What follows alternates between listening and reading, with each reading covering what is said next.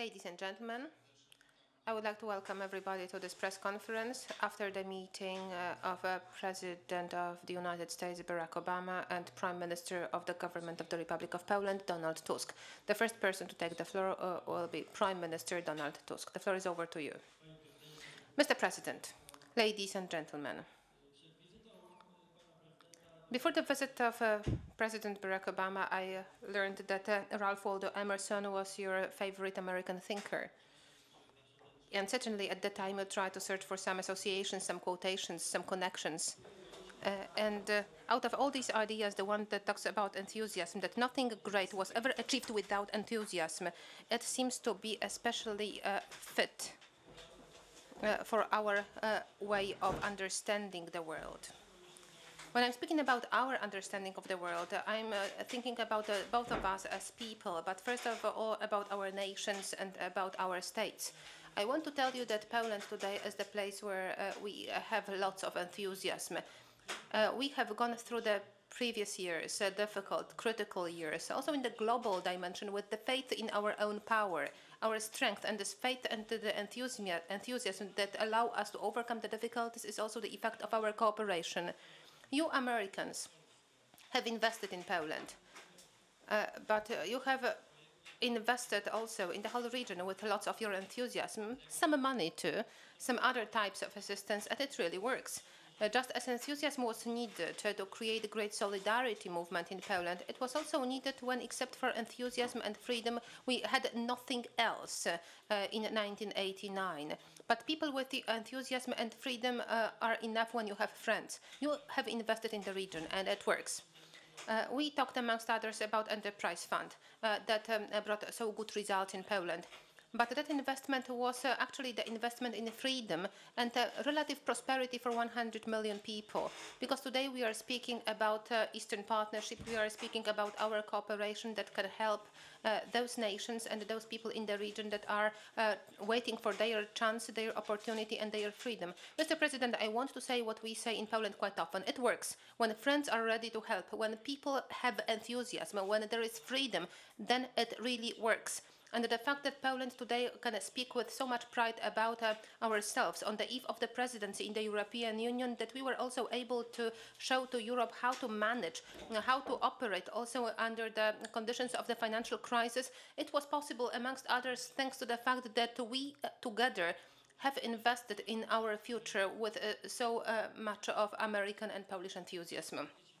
I want to tell you, and this is what we declared during our conversation, that our experience, this certainty that it worked, can be translated, and we can translate this, and we do this when we think about those nations whose leaders you met yesterday, but also those who are waiting for freedom and democracy for even longer. I'm speaking here about the region of North Africa and some of the countries of the Middle East. So I'm really very happy that together we were able to accept this ambitious project, so that the experience resulting from Enterprise Fund and other experiences Poles and Americans could implement together, give to those who are waiting for such assistance. I also would like to thank you very much for understanding and your kind approach to the idea of another stage of this cooperation, which is the Innovation Fund. And this is the idea which came into being during our conversation. Both of us think that there will be the follow-up of this Innovation Fund, which here in Poland will also give the results in the form of the modernity, new technologies, and human intellectual capital. We have been already operating in this area. We have been spending dozens of millions of zlotys for education of the most skillful managers at American universities, people of technical skills, engineers, and I think that it will also bring results for the future. We have reconfirmed our solidarity also in the context of our joint operations in the most difficult places of the world. We spoke about Afghanistan. For Polish security, it is important that the memorandum on the presence of the American air detachment in Poland systematically, gradually is becoming a fact of life. And I would like to thank you very much for your readiness to finalize the project. And shale gas. For obvious reason, it was a subject of important talks, and nuclear power We agreed with President Obama that these undertakings, it's really an excellent area for Polish-American cooperation, and I'm sure that it will bring good results to the Polish people, American people. It will be both joint business and joint common energy security, and it will also be of use to united Europe. This cooperation that will also give to Europe more stability in terms of energy. I would like to thank you once again, Mr. President, and well, your visit is another help, because your enthusiasm and your belief in the future is proverbial in the world, and we feel in Poland that you are one of us, thanks to the fact that we believe very strongly in our own strength and our future. Thank you. Thank you very much, Mr. Prime Minister. Once again, I just want to thank you and the people of Poland for the extraordinary welcome that I've received since I arrived. And I have to tell you that my wife, Michelle, and the girls very much want to come back because I've told them on the phone what an extraordinary country this is. And you're right, in some ways I am part of Poland because I come from Chicago, and if you live in Chicago and you haven't become a little bit Polish, then something's wrong with you. You know, Poland is one of our strongest and closest allies in the world, and is a leader in Europe. And I believe that Poland's story demonstrates how a proud and determined and enthusiastic people can overcome extraordinary challenges and build a democracy that represents the great strength and character of this nation, while now serving as an example for Europe and the world. During our conversations, we reaffirmed the strength of our alliance. Our alliance is rooted in shared history, shared values, deep ties among our people. Our alliance is cemented through NATO and the ironclad commitment that Article 5 of NATO represents. Of course, our alliance is also rooted in shared interests, and we, during our lunch, reviewed a wide range of issues. I wanted to congratulate Poland on behalf of the United States for reaching the incredible milestone of assuming the presidency of the European Union. This is Poland's first opportunity to take on this leadership role since joining the EU, and it speaks to the incredible progress that Poland has made both politically and economically during this period of time. And we look forward to working closely with Poland as it assumes these new responsibilities. Along those lines, we are interested and excited about Poland's plans for the Eastern Partnership as a priority of its EU presidency. And I understand that it will host a summit this fall to raise awareness and support for Eastern Europe and the South Caucasus. And the dinner that I had yesterday was an indication of Poland's leadership in helping to shape a vision for the region that continues down a path that offers more opportunity and more prosperity to people. And obviously, one of the important roles that Poland can play is not just as a promoter of ideas, but as a living example of what is possible when countries take reform seriously. We're also aiming to expand our bilateral economic relationship with Poland, as the Prime Minister mentioned. Poland's economy was the only economy in the EU not to fall into recession during the economic crisis, and has enormous potential for economic growth. So far, as a consequence, this fall, we will hold a high-level U.S.-Poland business roundtable, which brings together private and public sector leaders to identify and promote new opportunities to boost economic growth. And the idea that was raised by the Prime Minister about a potential innovation fund that is a part of this fall summit, I think, is an excellent idea, and so we're going to pursue that actively. We also discussed the potential for us to cooperate on a wide range of clean energy initiatives, including how we can, in an environmentally sound way, develop natural gas in both the United States and Poland, and how we can cooperate on the technology and science around that. The United States is also fully committed to supporting safe nuclear power generation in Poland, and we're prepared to offer our expertise of the largest and safest nuclear power industry in the world. And finally, we discussed the issue of how jointly we can promote democracy. The session that I had this morning with democracy promotion experts, including many of the founders of Solidarity, who recently traveled to Tunisia to share their advice and assistance, is just a symbol of why Poland is so important. It has gone through what many countries want to now go through, and has done so successfully. And so the United States wants to work with Poland, and we welcome their leadership in reaching out to North Africa and the Middle East. At the same time, as Prime Minister Tusk mentioned, here in this neighborhood, we still have challenges. We discussed, in particular, the unacceptable situation in Belarus. President Lukashenko has shown a total disregard for democratic values, the rule of law, and the human rights of his own people. And his brutal crackdown included the conviction and sentencing of presidential candidates who challenged him in the presidential election, and the repression and imprisonment of members of the free press, including one of the Polish press. Since this crackdown has begun, Poland and the United States have coordinated closely on Belarus, both bilaterally and through the EU. We appreciate Poland's leadership on this issue, including the strong support of Belarusian civil society and the generosity to its people. We are looking forward to strong cooperation on this front. Last point I guess I will make, we discussed our respective relationships with Russia. And I am a strong believer that the reset between the United States and Russia has benefited this region as well as the United States and Russia, because it's reduced tensions and has, I think, facilitated genuine dialogue about how each country can move forward. We very much appreciate Poland's pragmatic approach to their relationship with Russia. I applaud the Prime Minister for his determination to continue these efforts, even if it is not always the most politically popular thing to do. We both believe that we cannot compromise on our most cherished principles and ideals, but we should also seek to cooperate where we can.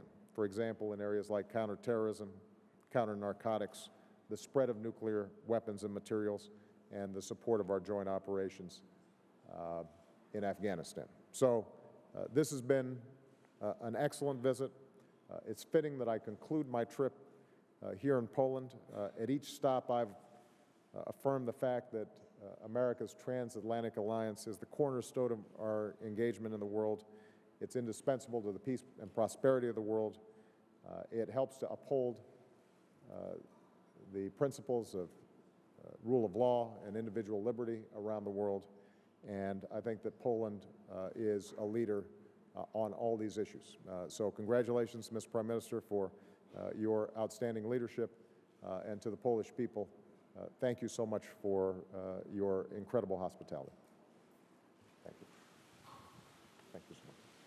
Dziękuję serdecznie i o Thank you very much. And now I would like to ask Gietka from the Polish Press Agency.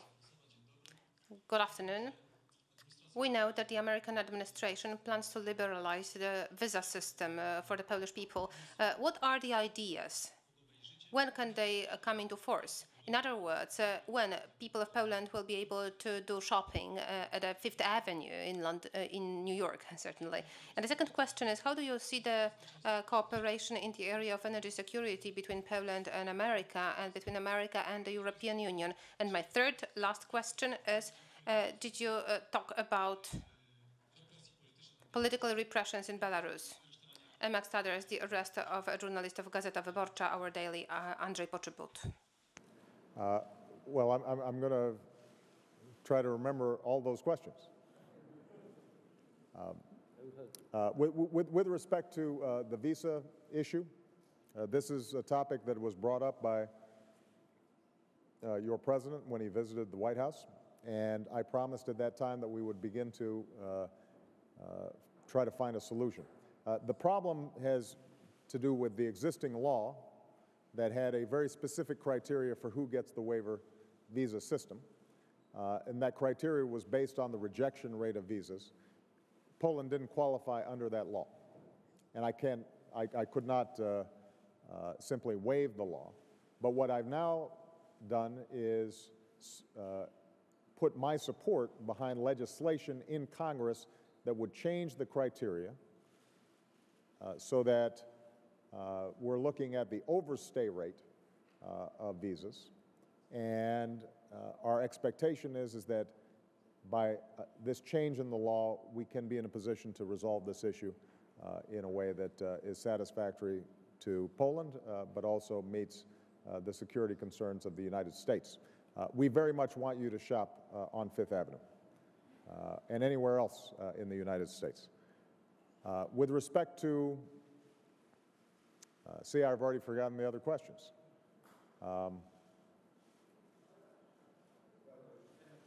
There's Belarus, energy security. As I mentioned earlier, we had an extensive discussion about both shale gas and nuclear power. I think Prime Minister Tusk and I both believe that it is important for us to diversify our energy sources. The United States doesn't want to be energy independent on anybody, and Poland doesn't want to be energy dependent on anybody. And what that means is that there have to be a broad set of energy approaches. Shale gas is an important opportunity. It has to be developed in an environmentally secure and sensitive way. We believe that there is the capacity technologically to extract that gas in a way that is entirely safe. And what we want to do is to be able to share our expertise and technology with Poland in a fully transparent and accountable way, because we think that consumers, environmentalists, everybody should be able to look at the data and say, this is something that can actually work. With respect to nuclear power, similarly, we have to do it in a way that is safe and secure. Obviously, all of us are mindful of what happened in Japan, and we have a great track record and enormous expertise in the United States of developing nuclear power in a way that is safe and secure. And we are happy to consult with the Polish government and have our companies consult with the Polish government in terms of how to approach that.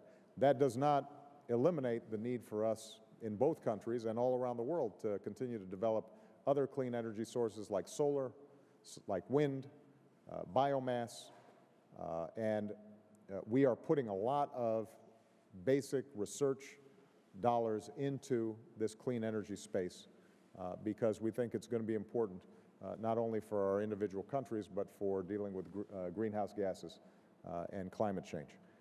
And the final point with respect to Belarus, we had, as I indicated, a very extensive conversation. I am familiar with the case of the journalist that you just mentioned, and we agreed that we have to apply as much pressure as we can on Belarus to change its practices. And that's going to require close coordination between the United States and Poland, but also between the United States and all of Europe. And I think Poland is uniquely situated during its presidency to be able to show extraordinary leadership on this issue.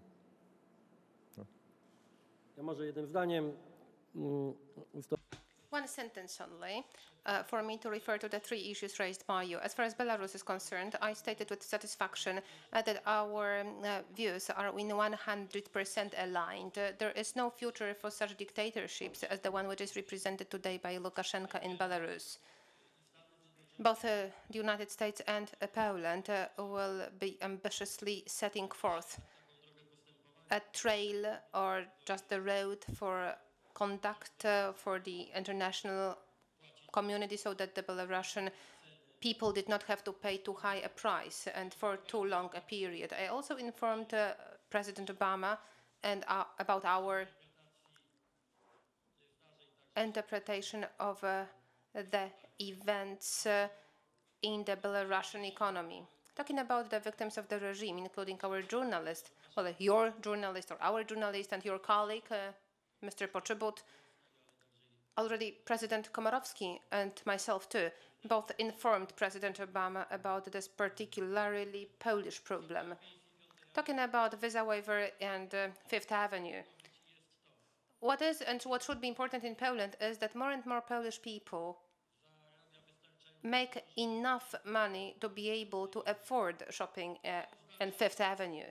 And that means that it is in the interest of the United States to make sure that as many Polish people as possible could get not just to the shops in Fifth Avenue, but all over the United States in the easiest possible way, because this is the business for both parties. I want to already say, Mr. President, that there are many other places in the world where you can buy things and where you can spend your money. So I'm really very glad that there are very clear signs and your personal engagement, Mr. President, in this, and it will most probably also let American people to make more money on Polish tourists and Polish buyers. Talking about energy security, this is a breakthrough moment. And I'm not talking about our conversation here, but it is simply the reconfirmation of the fact that we are approaching, or that we are participants of the energetic breakthrough. It's not really joking anymore or kidding. We are speaking about technological cooperation. We are talking about joint investments. And we are talking about political cooperation of the two nations, out of which one is an absolute leader in the area of technology, and the other one, Poland, turned out to be one of the leaders in terms of deposits, resources. That is why it was with a great satisfaction that I received the words of the United States, that in the United States, well, people think very seriously about cooperation. We want to combine our ideas about innovative cooperation and technological cooperation with the sectors that will be cooperating in real terms with each other. It's mainly about power sector. And we also want to reconfirm the full will of the Polish party to be fully open in the area of nuclear power. American people will be a very valuable partner to us as a country which is really experienced and with goodwill. For the American Press Corps, Scott Horsley of National Public Radio. Thank you. Mr. Prime Minister, can you tell me if Poland today feels reassured about the U.S. commitment to Poland's security, and if coming into this meeting you felt that reassurance was required? And Mr. President, you've talked a lot this week about inspiration.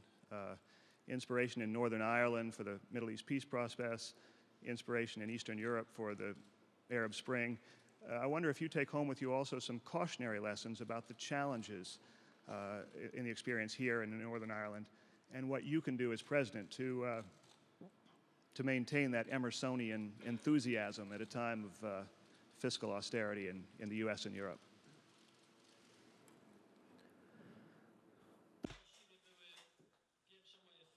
Well, these were my first words during the meeting with President Obama. I spoke about the security of Poland. The security of Poland has different dimensions. People every day feel safer and more secure if they do not have to pay too high prices. This dimension of security will be achieved by us when we have energy independence, and when both of us act effectively for stability and peace in different regions of the world. Risk, danger, high living cost. They are born where conflicts are born. Well, the speculation feeds on unrest and war. And that's why this dimension of security of both Poland and the United States requires our cooperation, so that we could stabilize the situation in the world, especially in the regions which are really very much suffering from the conflict. Talking about the direct security of Poland, I have to tell you that it is a very important sign for us to reach an agreement which will be finalized by the signing of the Memorandum of Understanding. The memorandum that in the future will mean the presence of American troops on the Polish soil. Well, the order of magnitude is not really large, but the gesture is very significant. Secondly, we spoke about the future of the installation the so-called missile defense. The project, President Obama informed also public opinion in Poland long time ago, and I want to stress very strongly that the words that I heard from him today give us this sense that together we work also for the purpose of Polish security.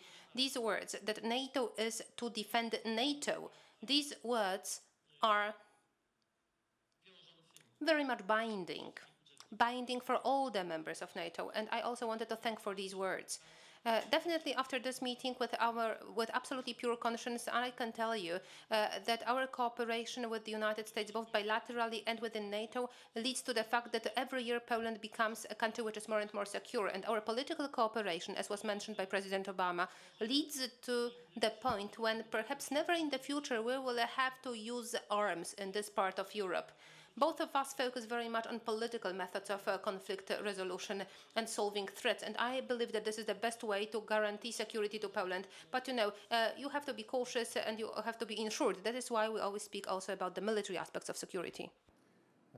Just a point about security. As I said, Poland is one of our closest and strongest allies. That's been demonstrated time and again.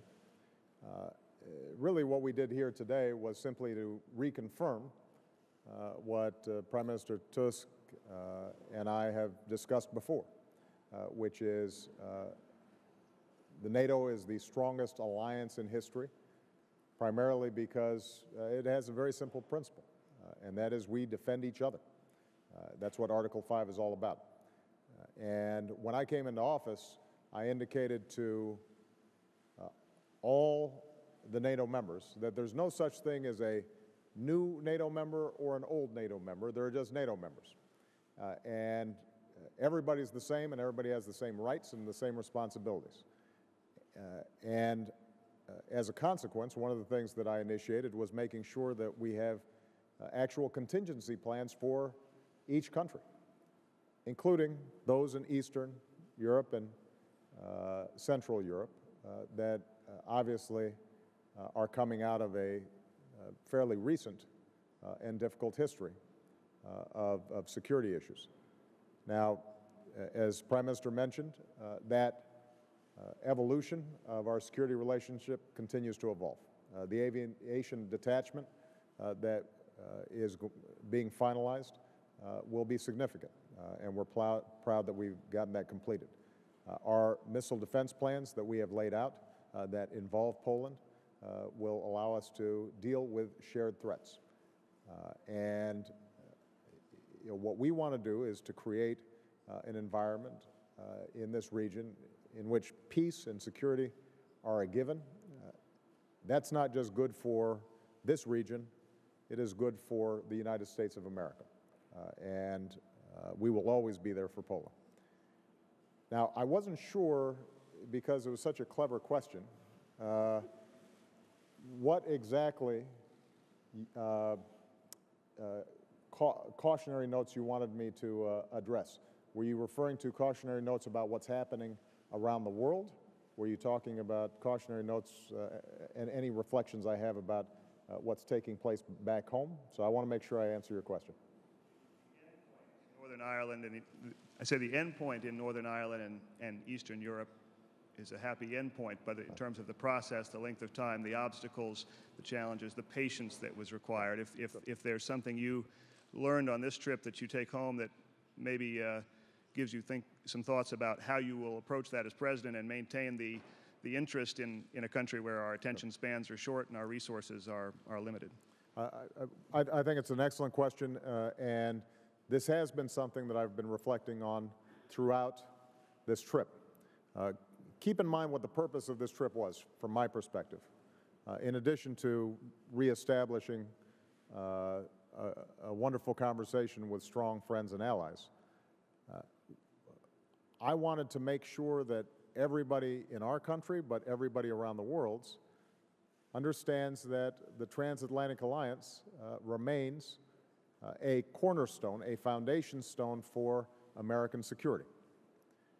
We share ideals, we share values, and we have taken on consistently leadership on some of the toughest challenges that face the world. And part of that leadership has always been the promotion of freedom and democracy in different regions.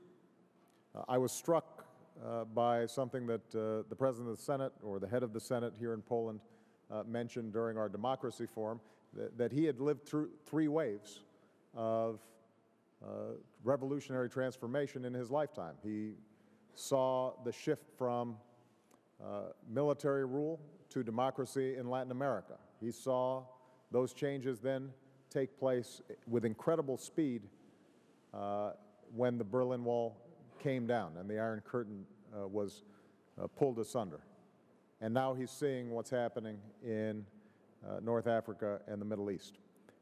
And in each of these cases, what you have is a process that's not always smooth.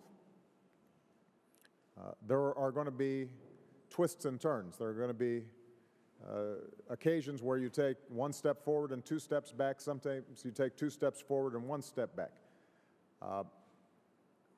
What's required, I think, is, number one, understanding that you have to institutionalize this transformation. It's not enough just to have the energy, the initial thrust of those young people in Tahrir Square, or the initial enthusiasm of the Solidarity movement. That then has to be institutionalized, and the habits of countries have to change. It's not sufficient just to have elections. You then also have to have a process to establish rule of law and the respect of the rights of minorities, and a constant vigilance when it comes to do with freedom of the press and freedom of speech and freedom of religion.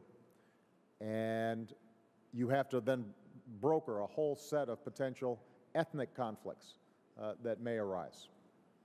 And sometimes those may flare into violence.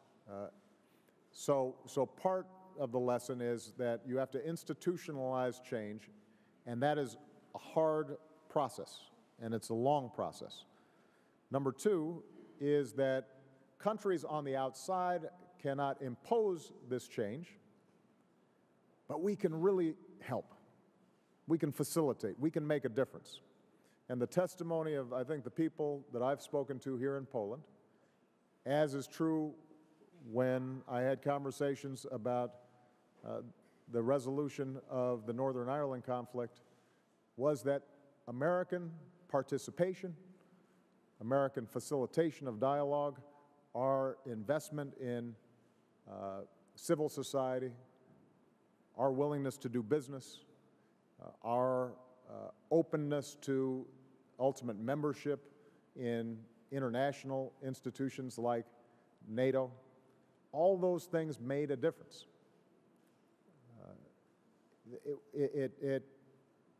It solidifies, it fortifies people's impulse that change is possible. And so, to the American people,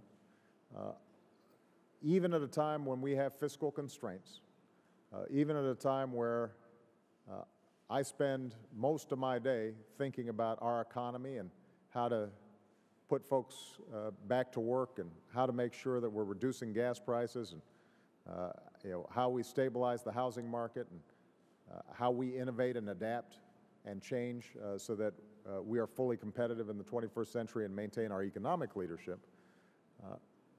I want the American people to understand we've got to leave room for us to continue our tradition of providing leadership when it comes to freedom, democracy, human rights.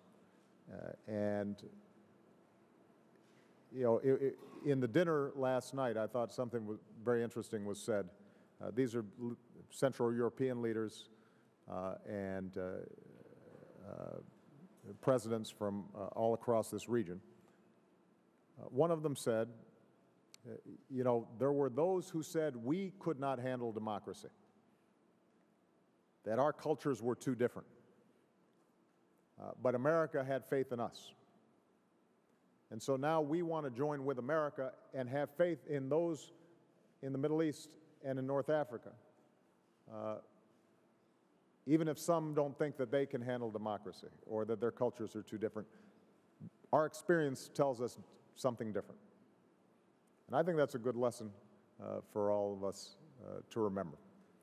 And I think that Poland can play an extraordinary role precisely because they have traveled so far, so rapidly over the last 25 years. We're looking forward to being a strong partner with them because when we work together, that's a force multiplier. The more we have strong leaders like Poland working alongside us, the more successful we can be in dealing with North Africa and Middle East and encouraging the best impulses in that region. And that's going to be good for all of our security. Thank you very much. Dziękuję serdecznie za uwagę. Dziękuję bardzo.